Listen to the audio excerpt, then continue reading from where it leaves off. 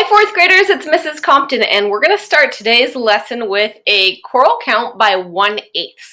All right, if you've never done a choral count before, it just means that everybody's going to count together.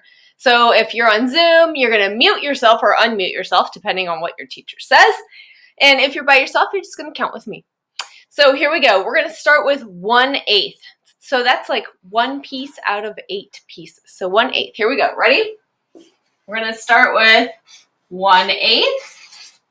Next step would be 2/8, 3/8, 4/8, 5/8, 6/8, 7/8, and 8/8. I squeezed that one in there perfectly. Okay, so I want you guys to stop and notice, maybe stop and wonder about what we've got so far. So we'll add a little bit more, but hit pause and do a little notice wonder. Okay, so as I was noticing while I was paused for myself, I noticed that there wasn't a 0/8 over here. So could we put on a 0/8? Well, we could put on a 0/8. We could squeak it in right here. That's just worth the same as 0, right? Maybe you guys noticed that 8/8 is actually the same as a whole number. So if you have 8 pieces of brownies and you eat all 8 of them, you've eaten 8/8 of the tray of brownies. So you've eaten all of them. So let's check this out. This would be the whole number 1. It's the same as the whole number 1. And this, of course, was 0. What else do you notice? What else? Is anybody thinking about the halfway point? What do you think is the halfway point? Pick the fraction that you think is halfway between 0 and 1. That would be 4/8, right? Maybe you remember that 4 is half of 8. So you know that this is equal to 1/2. Maybe you just remember that. And maybe some of you even thought, well, hey, this kind of looks like a number line. Whoa, where'd I go? This kind of looks like a number line. So you could even think about it as plots on a number line. That would be 0, 1/8, 2/8, 3/8, 4/8, 5/8, 6/8, 7/8, 8/8. So you could even relate it to that. Okay, I have a question for you. Did anybody think about anything else? Like simplifying fractions? I don't know, maybe you did. So maybe you realized 2/8, let me get a different color. Maybe you realized that 2/8, draw out. Why don't I just draw out space?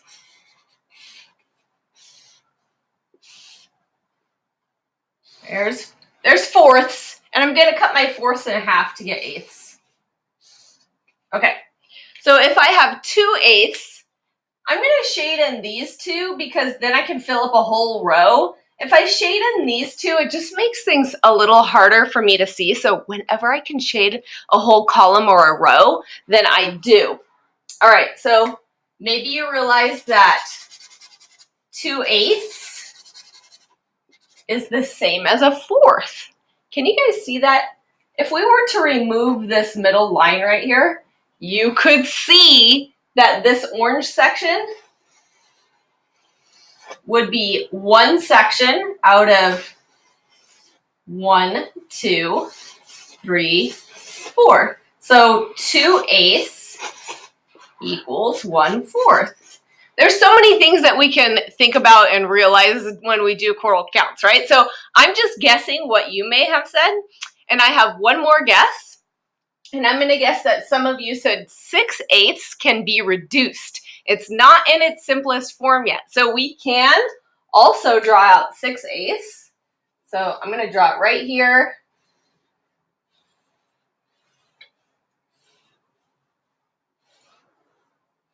There's my fourths again.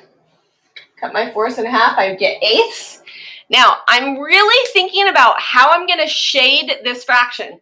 Because if I go like this, 1, 2, 3, 4, 5, 6, I don't have an even row or column. So I'm going to check and see if I could shade it the other way. 1, 2, 3, 4, 5, 6. I will get even columns that way. So I'm going to fill it in like that.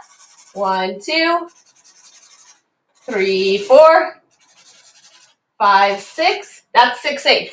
Now we can actually see if we remove this line down the middle, we could see that this would also be one group, two groups, three groups, four groups. And 3 out of 4 groups are shaded. So 3/4 must be equal to 6/8. And 6/8 is equal to 3/4. So many things to consider. Okay, we could have kept counting too. Maybe some of you said, why do we stop at 8/8? We could have done 9/8. That's true. So let's pick it up. Let's see if we add on. I'm just going to add it on right down here. We could say 1/8, 2/8, 3/8, 4/8, 5/8, 6/8, 7/8, 8/8. Next up would be 9/8,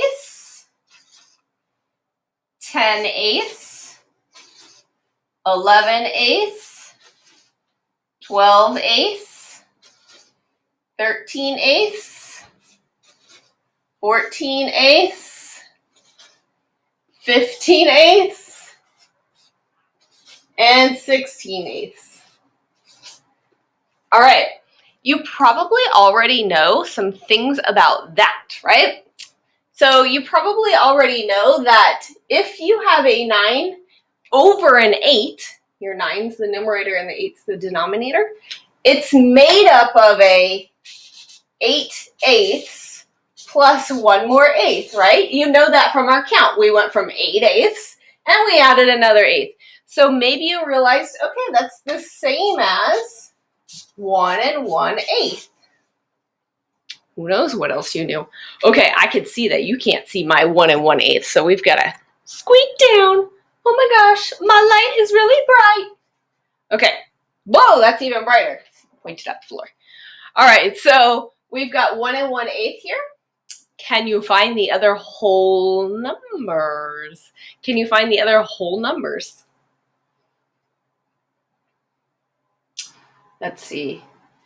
This would be 1 2/8, 1 3/8, 1 4/8, 1 5/8, 1 6/8, 1 7/8, and 1 8/8 makes 2. So this one is our next whole number, 16/8. And you can think about using your multiplication facts, right? Because 16/8 is made up of 8/8 and 8/8, which makes 2. All right, kids, I'm going to get ready to hit pause so that I can write down our next piece. So stay right there. I'll be right back. Here we go. We've got our word problem now. So we've got Emilio, not Amelia. Emilio cut his sandwich into 8 equal pieces and ate 1 piece. All right, so I want you to imagine that. He's gone to Subway and he gets a big sub sandwich and he cuts it into 8 equal pieces. All right, so boom, boom, boom, boom, boom, boom, boom. He eats 1 piece. He has 7/8 of the sandwich left. Emilio put each remaining piece on a snack plate. How many snack plates did he use? What part of the sandwich did he put on each plate? All right, so here we go. We're going to think about this now. So if we have the whole sandwich, this is my big sub sandwich, except for usually they're more oval, but I'm going to model this with a rectangle. I just like rectangles best. I don't know why. Okay, so this is the whole sub sandwich. So I'm going to put 1 right there. Now he breaks it into 8 equal pieces. I am a stickler for how you break this up. Don't do it willy-nilly. Don't be random. Break it in half. Break it in fourths. Now break it into 8 pieces. Break each fourth in half. Now for sure we have 8 equal pieces. All right. He eats 1 piece. So he eats this. Actually, I'm going to write the word 8. I don't need to write the word eat. He ate that piece. Okay. So now it says, how many snack plates did he use? Well, how many little pieces are there for the sandwiches? So we've got an eighth here that's left. These are each worth an eighth.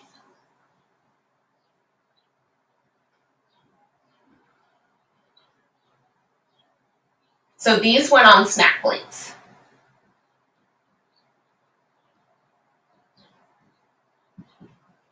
So 1, 2, 3, 4, 5, 6, 7 eighths. He had 7 eighths left. So 7 snack plates were used. Make sure you have your complete sentence. I'm just going to go short version here because I don't want to take all your time. And then it says, what part of the sandwich did he put on each plate? All right, so that's asking just about one of these pieces. So each snack plate got 1/8 of a piece. Each plate got 1/8 of the sandwich.